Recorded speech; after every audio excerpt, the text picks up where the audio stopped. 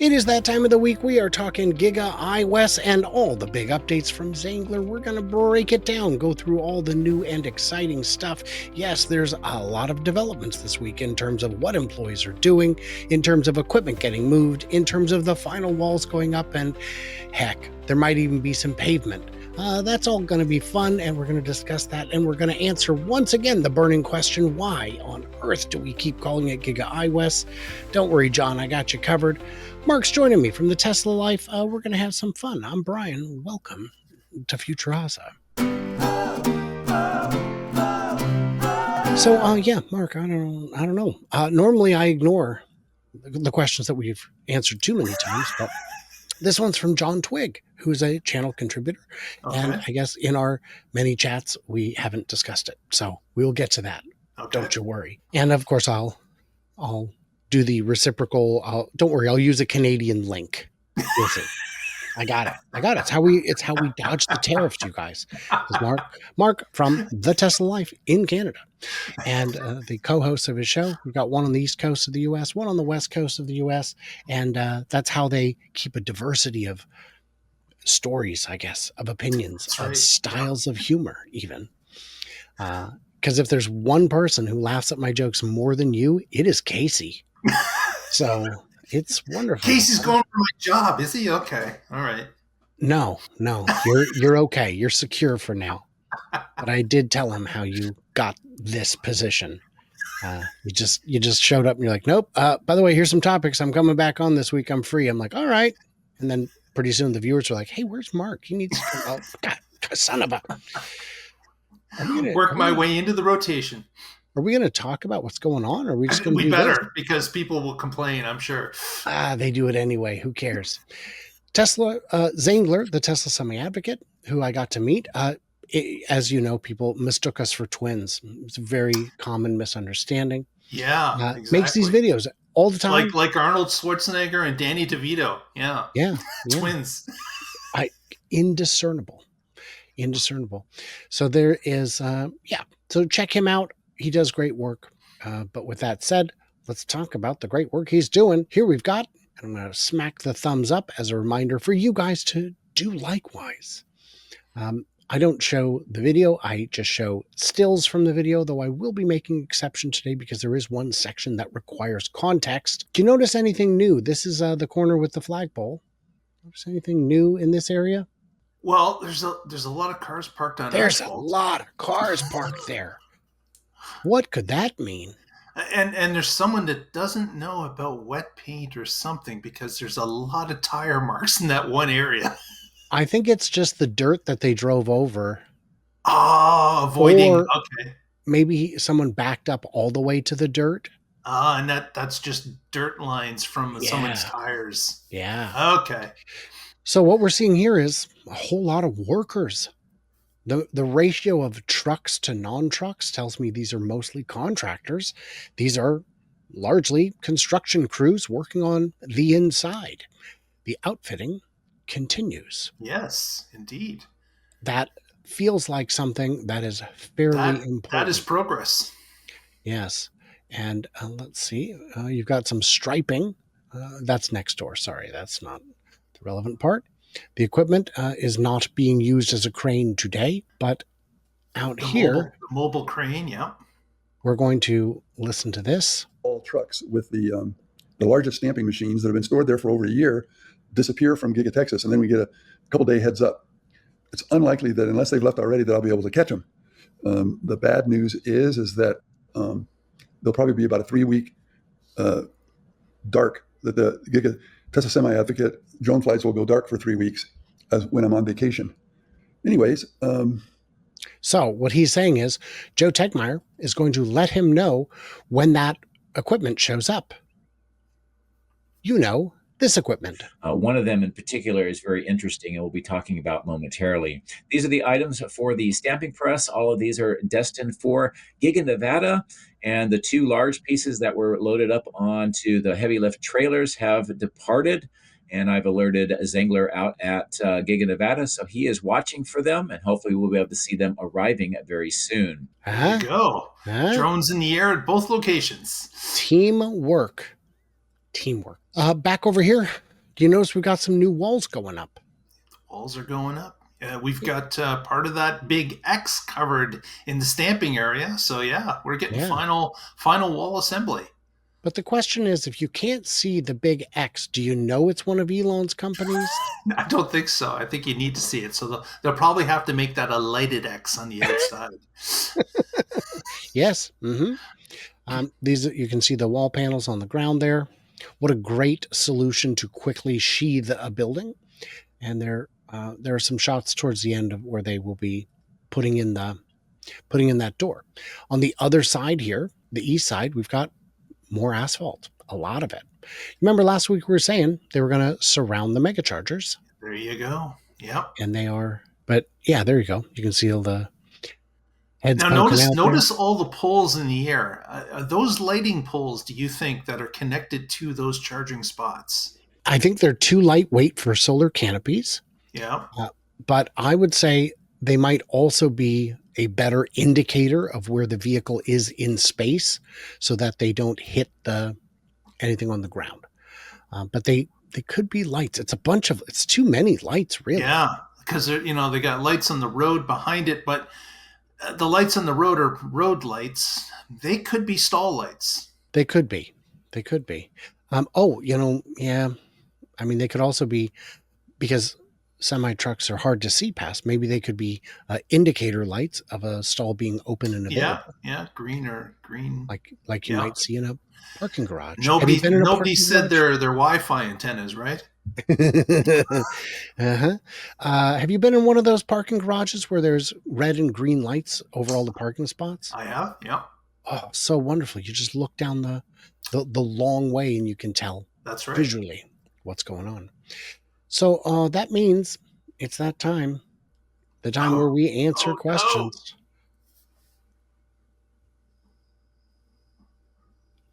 So let's get to it. We've got questions to answer from last week.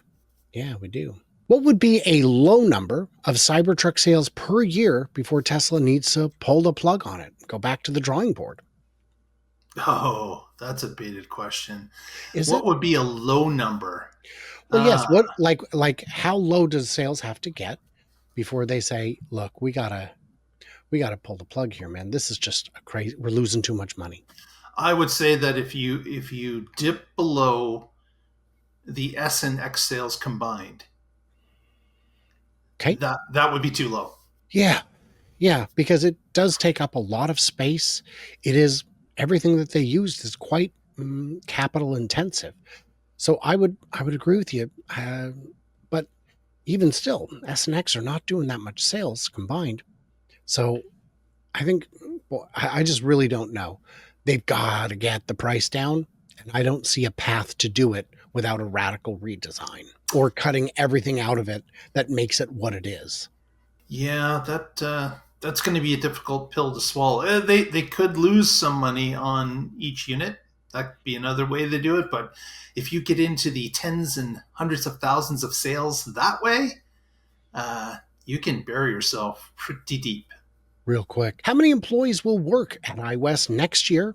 A couple How many thousand? I don't employees? know.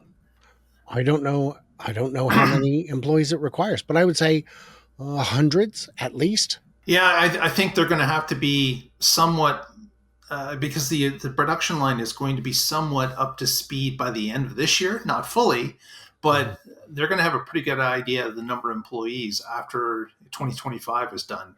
I'm sure that they've got a number already worked out because, of course, they have experience with production lines. But yeah, that's a good question. 50,000 units a year. How many people do you need at that plant in order to facilitate that? I don't think it's going to go straight to 50,000. I think it'll take years to get to 50,000 just because batteries are hard to get. And that's a 500,000 cars worth of batteries. But I could see hundreds next year. And which customers will receive the deliveries first? Top five. Oh, Walmart will be there, and I don't know if Pepsi they'll and be Frito Lay first. will continue. Yes, they're already building charging stalls Yeah, at their locations. So I think Pepsi is a big first answer for a second round of trucks. but I don't know. I think it might be trucking companies that have the ability to dedicate these to very specific routes.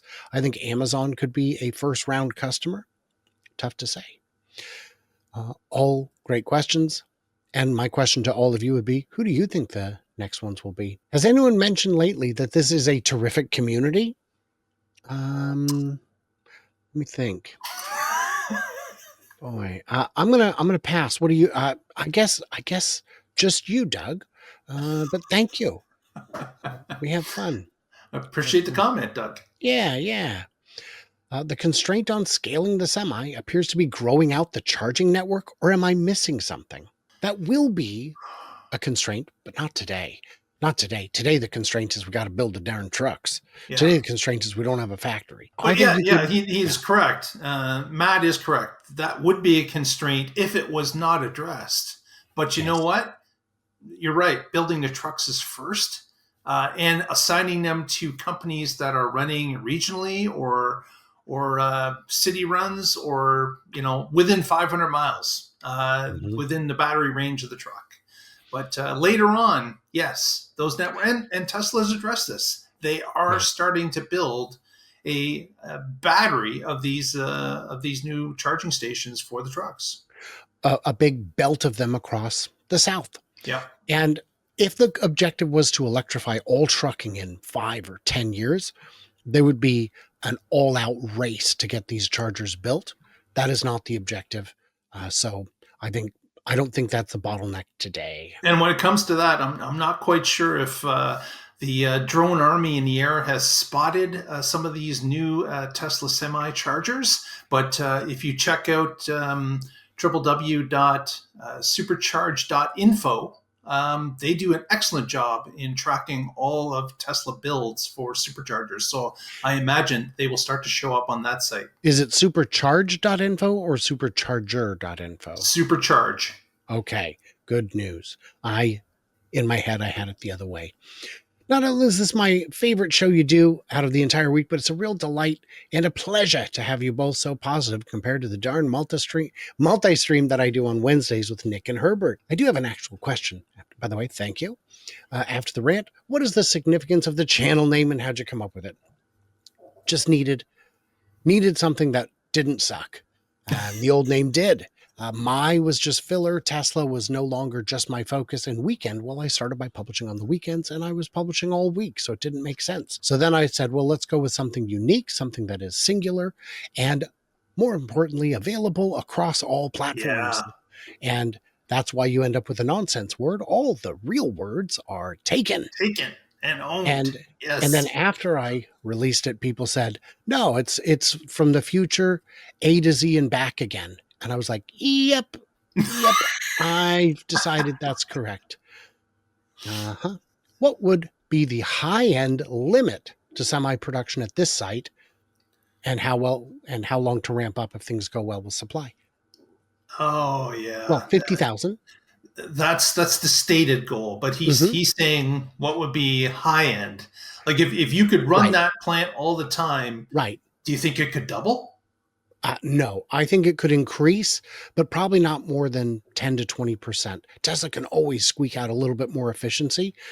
But what they would start doing is adding buildings onto it. It's like, well, now we're building the motor outside the main factory next door in a little in a sprung structure. Yes. Yeah. Yes. And here's John. Great as always. I give up. What is Giga iWest? It's not iWest, it's iWest. And it is this. This is the rendering they released. That's the name of the factory. That says iWest, right? Yeah, exactly. John, can't you see it? It's clear as mud.